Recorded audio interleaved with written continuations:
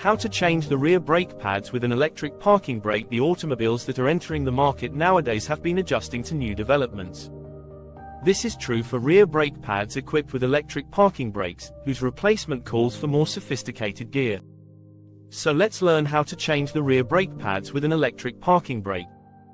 Connect the diagnostic tool with EPB. Starting the system in maintenance mode is necessary in order to change the rear brake pads, which calls for diagnostic tools.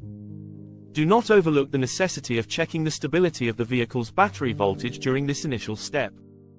Loosen the EPB pistons. The EPB actuator must then be loosened while the diagnostic equipment is connected. If our model contains this feature, another method to complete this phase is to push it back in response to an instruction from the diagnostic tools.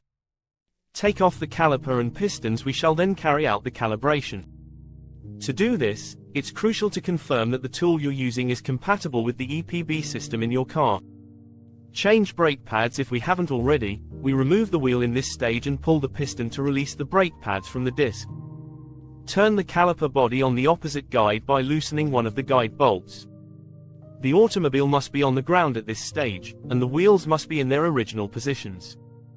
We will now repeatedly press the brake pedal until we discover that it is too hard to push the pistons. In order to protect the brake cylinder seals from damage, it's crucial to take this step cautiously. Connect the electric parking brake pistons. We back off the brake pistons once the brake pedal is firmly depressed.